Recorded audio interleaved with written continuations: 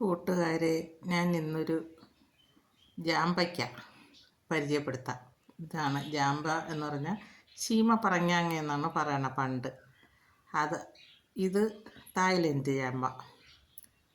അത് അത് ബട്ട് തൈ വാങ്ങിച്ച് നട്ടത്. ഇത് ശീമ പറങ്ങാങ്ങ.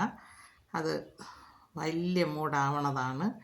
ഇത് നമ്മളെ തനി നാടനാണ്. വലിയ മരം ആയാലേ അത് കായ്ക്കുകയുള്ളൂ. ഇതിൻ്റെ ഒട്ട് തൈ ഇപ്പം വാങ്ങാൻ കിട്ടും. ഇത് പണ്ട് ഉള്ള ഒരു മൂട്ടിൽ നിന്ന് തിന്നിട്ട് അതിൻ്റെ അരി ഒരു ചമ്പയ്ക്കത്ത് കഴിച്ചിട്ട് അരി എടുത്ത് നട്ട് പൊടിപ്പിച്ചതാണ്. അതിൻ്റെ ഇടയ്ക്കാണ് നിൽക്കണ മരം. വലിയ മരമാണ്. വീഡിയോ പിടിക്കാനൊന്നും നോക്കൂല. താഴെ നിന്നുകൊണ്ട് ഇലയൊക്കെ ആയതുകൊണ്ട് ഇടയ്ക്കിടയ്ക്ക് കാണാൻ പറ്റില്ല. അങ്ങനെ പിടിച്ചതാണ്. ഇടയ്ക്കുണ്ട് പഴുത്ത് നിൽക്കുക തന്നെ. ഇല മറഞ്ഞ് നിൽക്കുന്നതാണ്. ഒരുപാട് പൊക്കത്തിനാണ് നിൽക്കുന്നത്. വീഡിയോ പിടിക്കാനായിട്ട് പറ്റില്ല. ഇത് പഴയ നാടൻ ശീമ പറങ്ങാങ്ങയാണ്. ഇത് കുരുവിട്ട് മുളപ്പിച്ചതായതുകൊണ്ട് വലുതായിട്ട് പൊങ്ങി നിന്നാണ് കായ്ച്ചേക്കുന്നത്. ഇതിൻ്റെ ബട്ട് തൈ ഇപ്പം വാങ്ങാൻ കിട്ടും. അത് വാങ്ങിച്ച് കേട്ടാൽ ചെറുതായിട്ട് നമുക്ക് ഇത് ഡ്രമ്മിലൊക്കെ നട്ട് വയ്ക്കാം. നല്ലതാണ്. പഴുത്ത് കഴിഞ്ഞാൽ തിന്നാൻ നല്ല സ്വാദുള്ളതാണ്. വലിയ ജാമ്പയ്ക്കയായിട്ട് നിൽക്കും. ഇതിൻ്റെ പൂവെന്ന് പറയുമ്പോൾ ചുവപ്പ് കളറിലെ പൂവാണ്. പണ്ടൊക്കെ ശീമ പറങ്ങാങ്ങ എന്നാണ് പറയണത്. ഇപ്പോഴതിൻ്റെ ബട്ട് തൈ ഉണ്ട്.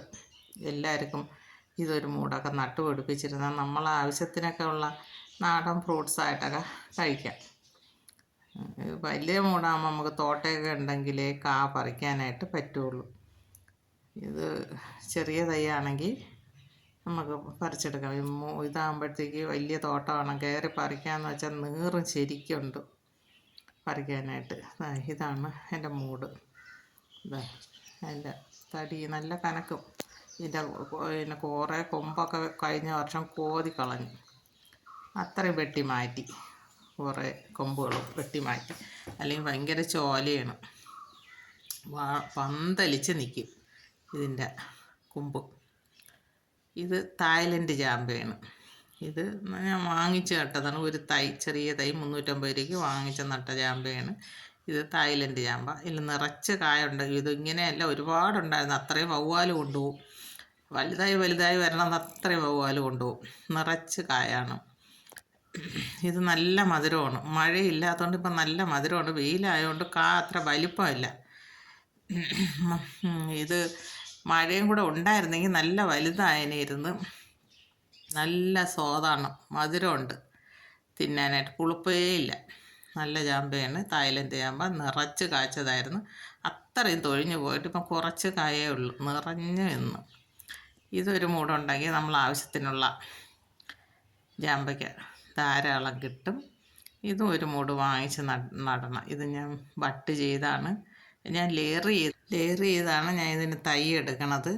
തൈ എടുത്ത് ഞാൻ മാറ്റി നട്ടിട്ടുണ്ട്. നമ്മൾ ആവശ്യത്തിനെല്ലാം ഇതുപോലെയൊക്കെ ചെയ്തെടുക്കാം. ഇത് വലിയ മരമൊന്നും ആവില്ല. എല്ലാവരുടെ വീടുകളിലും നട്ട് പഠിപ്പിക്കുക ഒരു ജാമ്പയാണ്. ഒരു തൈയൊക്കെ വാങ്ങിച്ച് വെച്ചാൽ നമ്മൾ ആവശ്യത്തിനുള്ള ജാമ്പയ്ക്ക കിട്ടും. എൻ്റെ ഈ വീഡിയോ എല്ലാവർക്കും ഇഷ്ടമായെങ്കിൽ ലൈക്ക് ചെയ്യണം, ഷെയർ ചെയ്യണം, സബ്സ്ക്രൈബ് ചെയ്യണം.